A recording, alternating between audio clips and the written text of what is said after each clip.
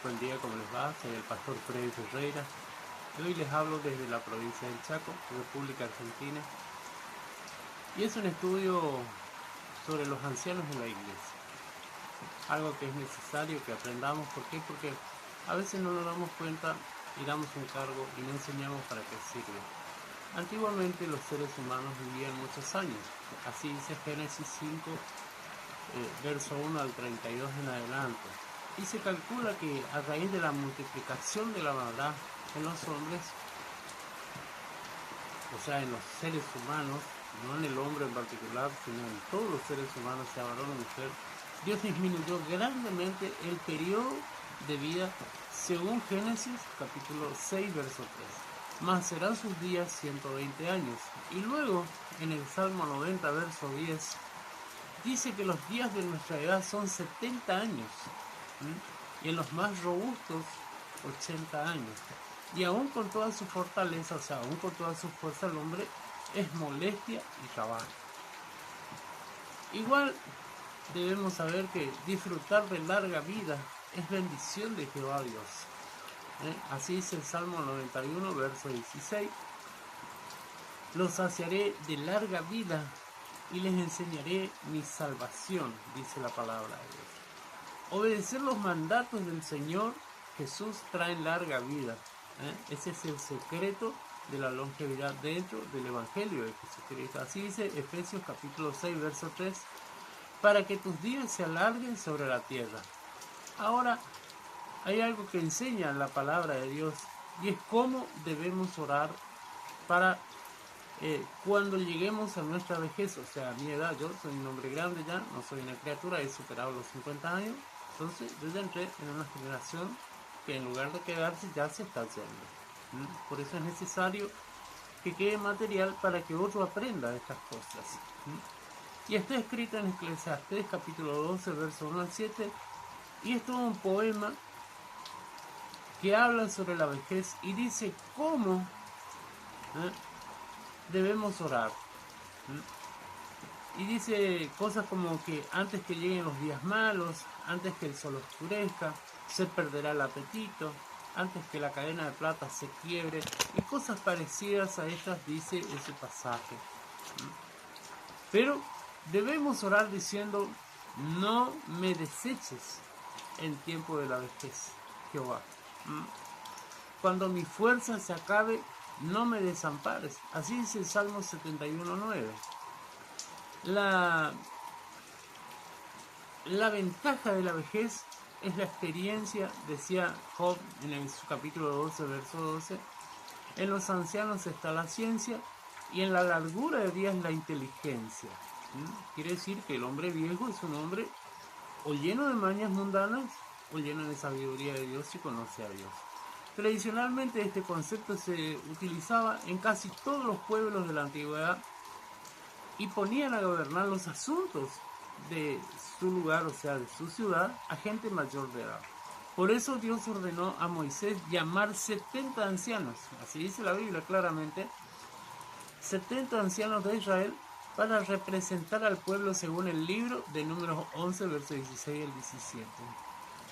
En los estatutos otorgados por Moisés, los ancianos representaban un papel muy importante, sirviendo mayormente como jueces, dice en Deuteronomio capítulo 12, verso 12, capítulo 21, versos 2 y 3, capítulo 19 y 20, luego en capítulo 22, verso 15 al 18. ¿Por qué yo doy esta especificación? Porque si no, la gente no conoce los pasajes bíblicos y fácilmente puede ser engañado. Aún después del exilio, los ancianos siguieron cumpliendo su función sin importar que estén fuera de Israel. Así dice el libro de Ezequiel capítulo 8, verso 1, diciendo: y unos ancianos fueron a consultar al profeta Ezequiel. Así dice su palabra en el capítulo 8, verso 1. Ahora, hablemos de los ancianos en el tiempo del Nuevo Testamento.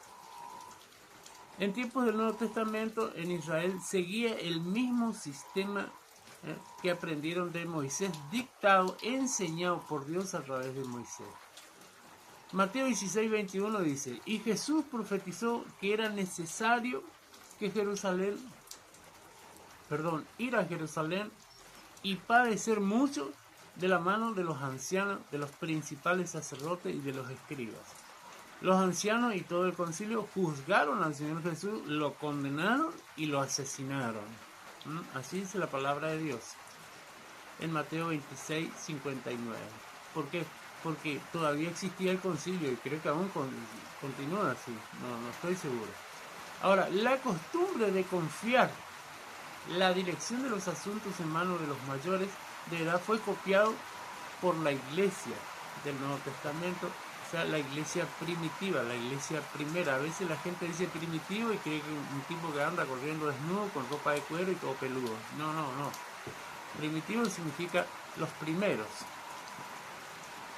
La colecta, por ejemplo, hay pasajes donde acentúa que la iglesia estaba basada en hombres mayores. Por ejemplo, la colecta que hicieron los hermanos en Antioquía fue enviada a los ancianos por mano de Bernabé y Saulo en Hechos 11, verso 29 al 30. La decisión del concilio de Jerusalén fue tomada por los apóstoles, o sea, por ancianos y toda la iglesia. Hechos 15, 22. Pablo reunió en Mileto a los ancianos de Éfeso, Hechos 20, 17, y así hay un par de pasajes más donde queda claro que el anciano tenía primordial importancia en esto. Dice, también encomendó a Tito que estableciera en Creta ancianos en cada ciudad.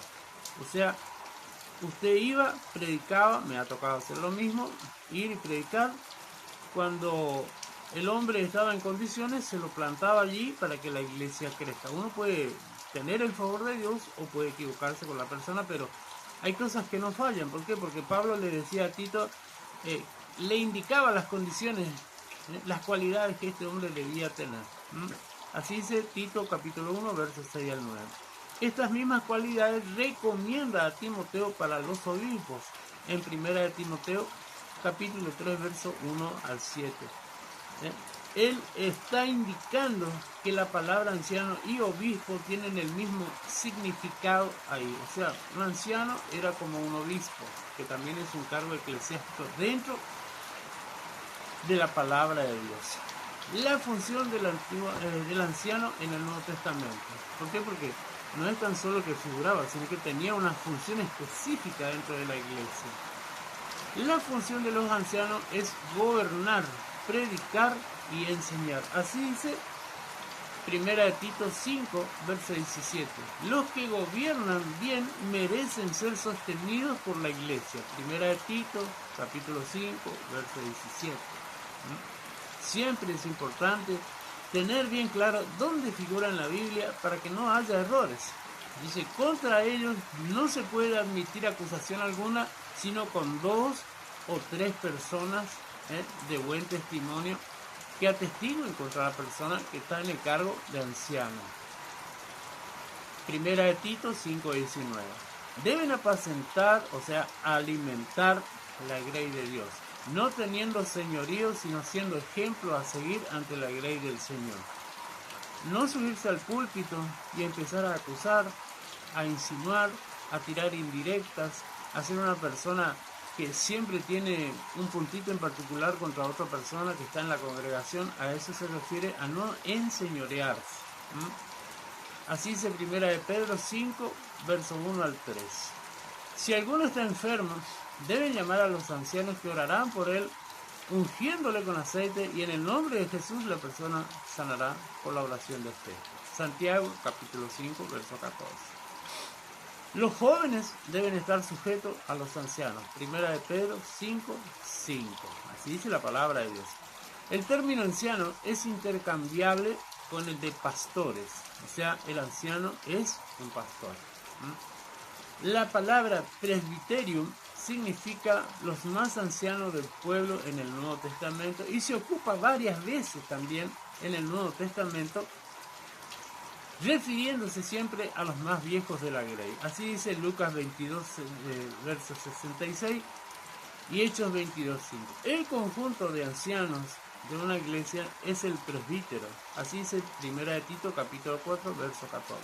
Entonces, ahí usted tiene una base sólida para poder llevar adelante un ministerio de éxito, con el conocimiento de la palabra de Dios y no dejarse llevar por emociones. Bueno, lo voy a poner a Pedro porque es mi amigo, porque es una persona de confianza, lo voy a poner como presbítero, como anciano o como pastor en el ministerio. No.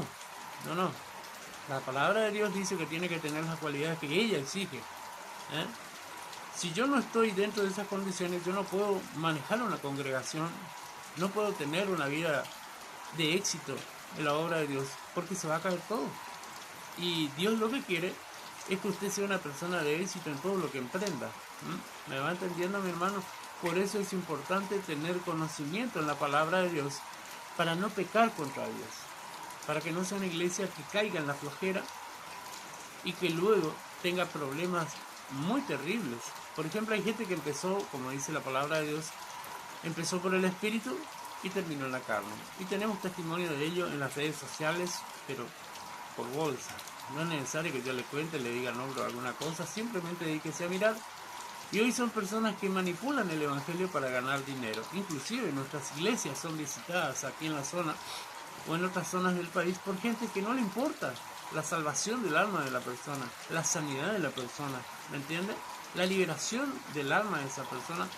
Simplemente le importa juntar dinero, llevar adelante su vida, como quien diría, holgadamente, sin necesidades financieras. Y ese no es el fin del Evangelio. El fin del Evangelio es que conozcas la salvación de tu alma, recibas sanidad tú y tu casa, y reciba liberación tú y tu casa. Por eso es importante conocer la palabra de Dios. No importa la opinión de los de afuera, importa la opinión de la palabra de Dios sobre lo que estoy haciendo. Espero que este video te sirva y sea de mucha ayuda y consuelo para tu vida. Que Dios te bendiga mucho. Soy el pastor Freddy.